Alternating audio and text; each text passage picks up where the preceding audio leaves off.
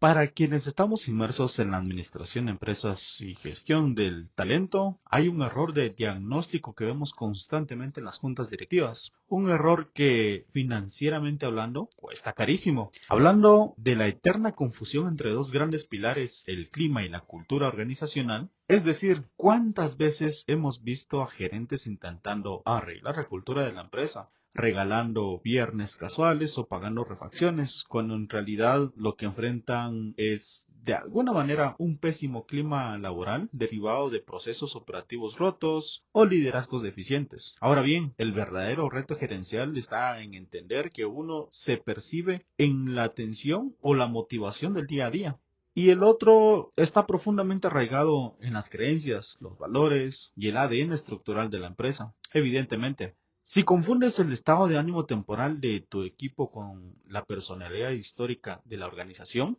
aplicas la estrategia equivocada y terminas desperdiciando el presupuesto. Precisamente para desenredar esta cultura y entender exactamente dónde termina el clima y dónde empieza la cultura, hoy nos acompaña en la mesa de análisis Catherine, Ronald y Jacqueline. Así que en este sentido, no podemos gestionar ni optimizar lo que no entendemos a fondo. Preparen sus notas porque en los próximos minutos vamos a entregarles la radiografía exacta para diagnosticar correctamente a sus equipos. Así que damos la intro y empezamos.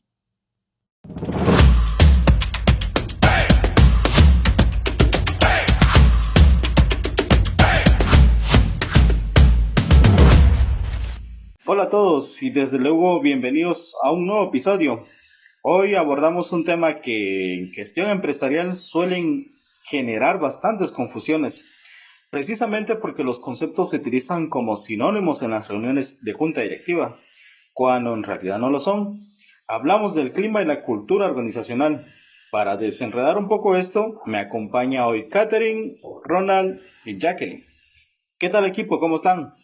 Hola Walter, hola a todos. Realmente muy emocionada de estar aquí. Por supuesto, este suele ser un tema clásico. ¿Qué quiere decir? ¿Cuántas veces hemos escuchado a un gerente decir, o no, tenemos un problema de cultura? Cuando en la realidad lo que se tiene es, de alguna manera o decirlo, es un pésimo clima esta semana. Un saludo a todos. Y sí, precisamente es un error estratégico que cuesta caro, porque si el diagnóstico es incorrecto, evidentemente aplicaremos la solución equivocada y se terminará desperdiciando el presupuesto de recursos humanos. Hola a todos, totalmente de acuerdo con Ronald. Ahora bien, a veces las empresas intentan cambiar su cultura, instalando, digámoslo, áreas de juego en la oficina, cuando en el fondo los colaboradores solo necesitan claridad en sus procesos o pagos puntuales. Pero de eso vamos a hablar hoy. Arranquemos con estas bases. Catherine, si tuvieras que explicarle la diferencia a alguien que está estructurando su primera empresa, ¿cómo la abordarías? De acuerdo, Walter. En este sentido, sí me gustaría utilizar la analogía de la psicología humana, o sea, la cultura organizacional, que en sí es la esencia de la personalidad de las empresas. ¿Qué quiere decir? Que son todos los valores, las creencias profundas y la forma de decir, en esta forma operamos aquí. Esto suele tardar años en consolidarse y definitivamente es muy complejo de cambiar dentro de empresas que ya están estructuradas de hace muchos años. Sí, siguiendo con esa misma línea, el clima organizacional vendría siendo el estado de ánimo. Es la percepción temporal de las personas en un momento específico. Hoy el equipo puede estar muy motivado, pero mañana no tanto. El clima es volátil, depende del liderazgo en turno, de las presiones del mercado o incluso de las condiciones físicas de las instalaciones. Me parece muy acertada esa analogía. Personalidad versus estado de ánimo, pero Ronald, desde una perspectiva puramente de negocio y de indicadores, ¿cómo medimos algo que parece tan intangible? Exacto, Walter. Ahí pues radica la segunda gran diferencia. El clima es altamente cuantificable a corto plazo. Pasas una encuesta de clima laboral en el cual evalúa del 1 al 10 qué tan satisfechos están con sus herramientas y obtienes los datos inmediatos para tomar una decisión o acción. Por todo lo contrario, Ronald, al medir la cultura se requiere un enfoque casi antropológico. ¿Qué quiere decir? No basta con un formulario. Se tienen que evaluar los comportamientos, observar a quienes se promueven y cómo se gestionan los errores. Esto pueden tener los valores impresos en la recepción que digan innovación, Pero si la empresa penaliza al colaborador que propone algo nuevo y falla, esto deja en evidencia que la verdadera cultura es de castigo. Jacqueline, desde tu experiencia en la gestión diaria de los equipos operativos, ¿cómo se evidencian estos choques en la realidad de la empresa? Se evidencian claramente en los índices de rotación, Walter. A veces tienen una cultura corporativa admirable con un propósito sólido.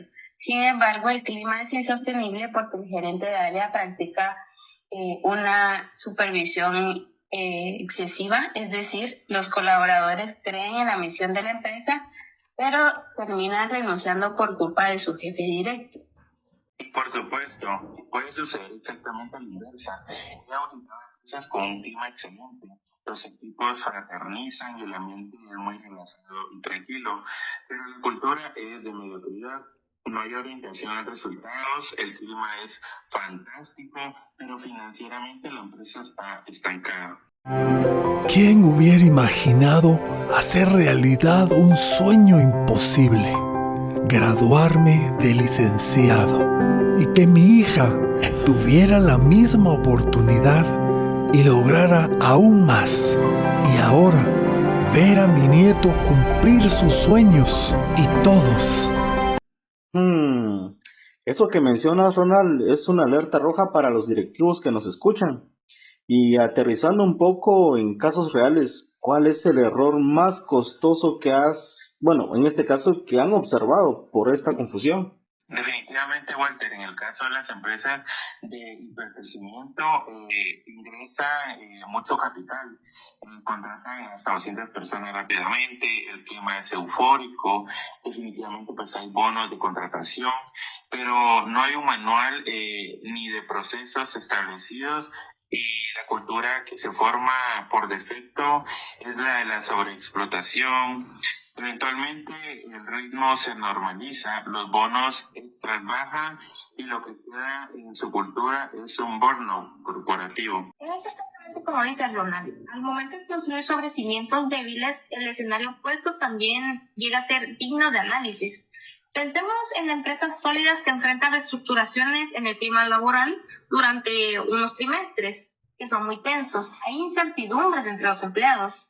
Pero si existe una cultura de comunicación transparente y la dirección general da la cara, la organización llega a estabilizarse. La cultura en este caso actúa como un sistema de contención. Yo agregaría el ejemplo de las compensaciones superficiales, esas oficinas con liderazgos sumamente autoritarios o cargas laborales irreales, donde recursos humanos intenta compensar el bienes con una comida gratis.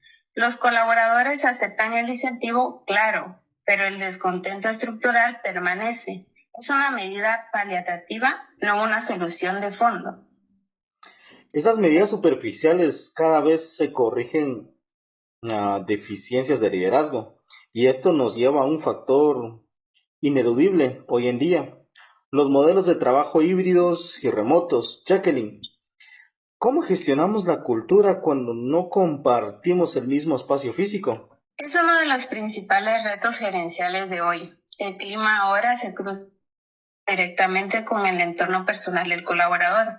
Si tienen problemas de conectividad en casa, su clima laboral ese día es negativo. En este sentido, las métricas deben incorporar indicadores de bienestar integral, no solo de satisfacción operativa. Y con respecto a la cultura, Jacqueline, el nivel de exigencia es mayor. Antes la cultura se asimilaba observando la dinámica de la oficina. Ahora debe ser transmitida de forma muy intencional. La cultura se llega a reflejar de forma más clara en las comunicaciones por correo, en el respeto a los horarios de desconexión y en la autonomía real que se otorga a cada empleado. Desde la posición directa, el paradigma del control cambió por completo. Ahora la cultura del presentismo prescribió.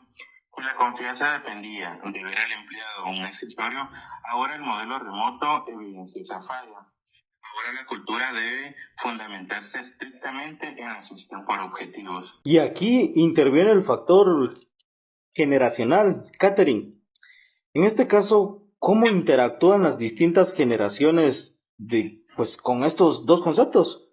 Bueno, Walter, fíjate que esta es una transición muy interesante. Las generaciones con más trayectoria en el mercado solían tolerar un clima laboral adverso si la cultura organizacional garantizaba un plan de carrera a largo plazo y una estabilidad. Por supuesto, pero la realidad de las nuevas generaciones es distinta. Son perfiles que valoran enormemente el equilibrio profesional y personal. Si el clima es tóxico o el liderazgo es deficiente, la retención se vuelve casi imposible, independientemente del prestigio de la marca empleadora. Bien, equipo, nos vamos acercando al final de la sesión. A modo de conclusión práctica para los directores y profesionales de talento humano que nos sintonizan, si pudieran sugerirles una sola pregunta de diagnóstico para evaluar su organización mañana mismo, ¿cuál sería, Catherine? Bueno, yo diría si para diagnosticar la cultura de fondo, yo preguntaría si hoy el equipo cometiera un error crítico en un proceso, ¿cuál sería la primera reacción institucional? Si la inercia es ocultar, ¿existe una cultura basada en el temor? Para evaluar el clima, una pregunta enfocada en el bienestar en una escala del 1 al 10. ¿Cuál es tu nivel de fatiga mental al concluir la jornada? Eso revela inmediatamente la carga de estrés operativo. En mi caso, definitivamente te preguntaría si referirías a un colega altamente calificado para unirse a un departamento actual. Si hay titubeos, es un claro indicador de que la gestión interna necesita personal de revisión. Excelentes aportes. Queda claro entonces que la cultura define quiénes somos como organización y el clima define cómo estamos operando hoy. Ambos requieren gestión estratégica constante.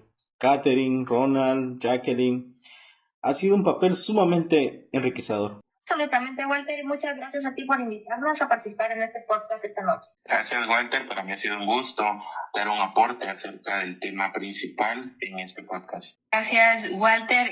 Ha sido un placer estar el día de hoy y pues dar los aportes e ideas de lo que es el tema, ¿verdad? Y a nuestra audiencia, muchas gracias por acompañarnos en esta edición. Les invitamos a suscribirse y dejarnos sus perspectivas en plataformas corporativas. ¿Cómo están gestionando el clima y la cultura en sus organizaciones? Nos escuchamos en un siguiente episodio.